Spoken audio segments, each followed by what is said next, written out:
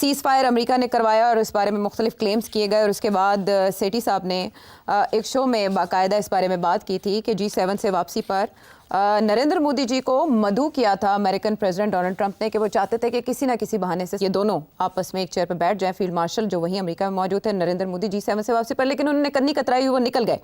सिर्फ सब 3 बड़े अखबारात हैं जो इस बारे में रिपोर्टिंग कर रहे हैं, और ज़ाहिर है ये जग हसाई का मौका है नरेंद्र मोदी जी के लिए। राइटर्स लिख रहे हैं, ब्लूमबर्ग और टाइम मैगजीन।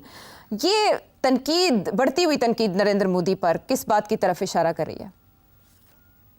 देखिए, वो लोगों का ये कहना है कि नरेंद्र मोदी ने ट्रंप को पढ़ा नहीं। पाकिस्तानियों ने पढ़ लिया कि ट्रंप क्या चीज़ है, क्या चीज़ उसे खुश करती है, कैसे उसे अपनी तरफ लेके आना है। नरेंद्र मोदी ये पढ़ नहीं सके, सीख समझ नहीं सके डोनाल्ड ट्रंप को, जिसकी वजह से ये नरेंद्र मोदी और इंडिया को नुकसान हो गया है।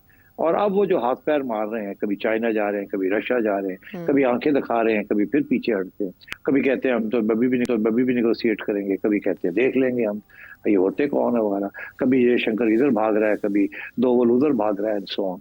और आप जनाब चाइना पहुंच रहे हैं। तो मतलब ये है कि ये हाथ पैर मार रहे हैं, ये सिग्नल दे रहे हैं डोनाल्ड ट्रंप को कि हम खड़े हैं, आपने ज्यादती की है, फिर हम आपसे अलग होके हम दूसरे कैंप में भी जा सकते हैं। मगर ट्रंप को भी ये पता है कि दूसरे कैंप में ये जाके क्या करेंगे। वहाँ रशिया और चाइना, और अब पाकिस्तान चाइना के साथ मिल गया, वहाँ तो चाइना डोमिनेट करेगा। तो वहाँ उस कैंप में जाके क्या बैठेंगे, वहाँ तो कोई इनकी बात नहीं सुनेगा। तो ये वहाँ क्या करेंगे। और सारी तजारत जो है इनकी वो अमेरिका के साथ है, चाइना के साथ है, मगर जो तजारत अमेरिका के साथ है और यूरोप के साथ है, और जो तल्लकात है वो तो एक तारीखी है। इसलिए अब Narendra Modi is in trouble, Netanyahu is in trouble, Narendra Modi is in trouble. और मैं आपको बता दूं, Donald Trump will get into trouble also, क्योंकि उसके जो 3 मकासद हैं वो अगर पूरे ना हुए तो within 6 months to a year Donald Trump की भी कश्ती जो है ना वो हिलनी शुरू हो जाएगी, और लोग दलेर हो जाएंगे उसके खिलाफ, क्योंकि वॉर्स तो वो एंड कर नहीं सका। फॉरएवर वॉर्स जो है, मागा जो है वो बना नहीं सका। कोई industry is not going to move back to America. वो बातें हो रही है जी कि एप्पल आ गया, एप्पल ये करेगा वो करेगा, कोई नहीं, बातें हैं ये। कोई सब इंतजार में बैठे हैं कि ये चाइना के साथ क्या फाइनल सेटलमेंट होती है और कितनी लॉन्ग टर्म सेटलमेंट होगी या नहीं, डोनाल्ड ट्रंप बचता भी है कि नहीं बचता। और इसलिए मैं समझता हूँ कि कोई प्रोग्रेस डोनाल्ड ट्रंप की नहीं हो रही। Is failed on all accounts. ना वो अमेरिका को बड़ा ग्रेट बना सका है, इनफैक्ट अमेरिका की स्टैंडिंग इंटरनेशनली गिर गई है। मेक अमेरिका ग्रेट अगेन, उसका एक पहलू इंटरनेशनल है, एक डोमेस्टिक है। डोमेस्टिक में कीमतें बढ़ने जा रही हैं, शॉर्टेजेस होंगे विद द इंटरिम पीरियड, आवाम खुश नहीं होगी। और जो टैक्स ब्रेक्स देना चाह रहा है वो अमीरों के लिए देना चाह रहा है, मिडिल क्लास और लो लोगों के लिए तो देना नहीं चाह रहा। तो वहां भी एक लावा पकड़ा है, और इसलिए वो डेस्परेट होता जा रहा है कि किसी तरीके के साथ यूक्रेन में जंग बंद कराई जाए, और इसराइल और पैलेस्टाइन के अंदर भी सीज फायर कराई जाए। और दोनों जगह पे प्रॉब्लम्स उसको आ रहे हैं, तो इसलिए वो धमकियां भी देता है, पीछे भी हटता है, फिर धमकी देता है, फिर कहता है नहीं नहीं होने जा रहा है, ये हो रहा है, वो हो रहा है।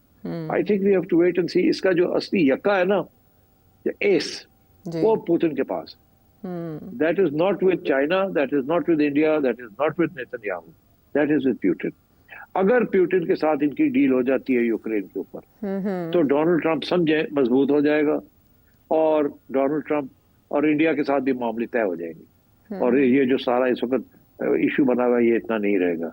और फिर आई थिंक इसराइल के अंदर भी थोड़ी बहुत पेशकदमी होगी।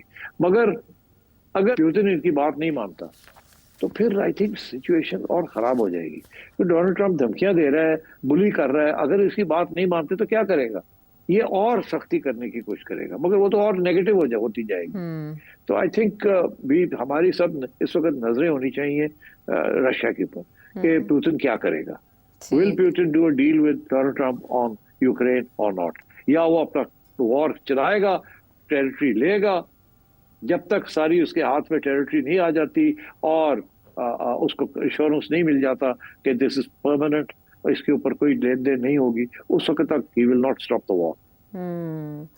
बहुत से शशपंज हैं इस नौइयत के मामलात में, लेकिन सिट साहब जिस तरह से आपने रूस का तस्करा किया, एक यक्का तो इज़राइल के हाथ में भी है, और इस सिचुएशन में जब तलखी है और नरेंद्र मोदी कहते हैं कि ऑपरेशन सिंदूर जारी है, तो बेंयामिन नेतन्याहू ने भारतीय सहाफ़ियों से गुफ्तगू करते हुए कहा कि उन्होंने वेपन्स दिए थे ड्यूरिंग ऑपरेशन सिंदूर जो इस्तेमाल हुए पाकिस्तान के खिलाफ। तो इस पर पाकिस्तान का रद्द-ए-अमल क्या होना चाहिए?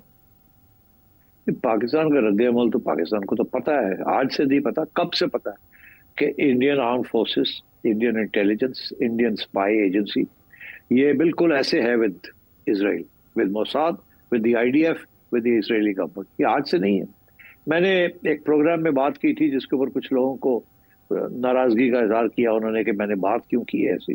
दरअसल ये हमारी पुरानी इस्टेब्लिशमेंट, नई इस्टेब्लिशमेंट या इस्टेब्लिशमेंट समझे, उसके अंदर एक सोच है कि ये जो इसराइल का नेक्सस है विद इंडिया ये पाकिस्तान के लिए बड़ा खतरनाक है और किसी तरीके के साथ इसराइल को न्यूट्रलाइज किया जाए। क्योंकि देखिए ना भाई, तो हमारे प्रोग्राम में भी हमने ये डिस्कस किया था कि इसराइली टूरिस्ट के लिए जगह बना ली गई है कश्मीर के अंदर। वो actually they are not tourist, they are Israeli army people. उनको भी एक छोटी सी जगह दे दी गई है कि आप घूमें यहाँ, फिर बनाए, सेटल करें यहाँ।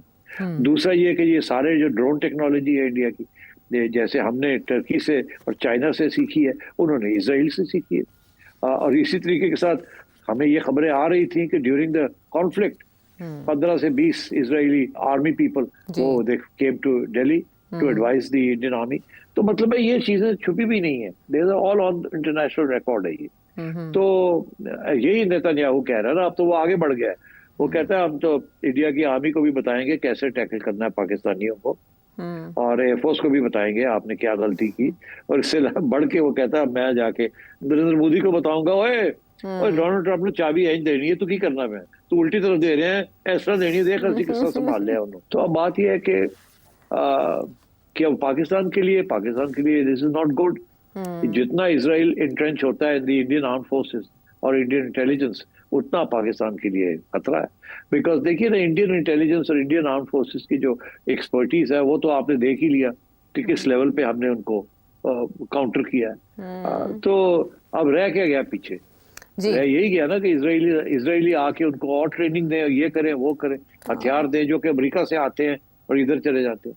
इजराइल ने सबसे इम्पोर्टेंट सॉफ्टवेयर तो दे दिया है ये इंडियंस को, which is the Pegasus software, जो कि वो जो कि सब दुनिया के जहाँ चाहे उसको टारगेट करके वो सारा सुन सकते हैं लोगों की व्हाट्सएप और सिग्नल और टेलीग्राफ की जो कॉन्वर्सेशंस हैं और कम्युनिकेशन है। तो इसलिए I think the closer India gets to Israel, the bigger the problem for us. But Sethi साहब, मेरा जो सवाल है वो ये भी मैं आपसे जानना चाहूँगी कि तुर्की और चाइना ने पाकिस्तान की जो भी मुआविनत की इस हमले के दौरान मई में, किसी ने खुलकर इस तरह से पोजीशन नहीं ली, लेकिन एक वजीर आज़म इसराइल का वो ओपनली पोजीशन ले रहा है और कह रहा है हाँ हमने मदद की। तो ये तो खुलकर पाकिस्तान के खिलाफ आने की बात है। यही प्राइम मिनिस्टर जो आज प्राइम मिनिस्टर है, इसने 10 साल पहले 12 साल पहले कहा था कि हमारा सबसे बड़ा दुश्मन पाकिस्तान है। यही कहा था ना, उसका क्लिप तो बहुत दफा दिखाया लोगों ने, शो में हमने चलाया ये था। तो हाँ, और ये तो इसराइल का ये व्यू है। वो मसला उसका ये है ना कि हमारे पास एटम बम है, सब दुनिया को ये खौफजदा है कि हम एक्सपोर्ट ना कर दें, ये हम टेक्नोलॉजी ना दे दें, ये हम सेंट्रीफ्यूज टेक्नोलॉजी ना दे दें सऊदी अरेबिया को या ईरान को। और तो इस किस्म के प्रॉब्लम्स हैं। और आपको पता है जो किताबें भी लिखी गई हैं इस सारे सब्जेक्ट के ऊपर, तो बड़ी कड़ी नजर है पाकिस्तान के ऊपर। और ये एक प्रेशर है कांस्टेंट, ना इधर हो ना इधर, we are watching you with. इसीलिए one of the other arguments is के अफगानिस्तान के अंदर बेस क्यों चाहता है अमेरिका? बगैर में वहां बैठ के वो देखो, keeps an eye on your nuclear program, constantly monitor it and your other military activities, and of course Iran.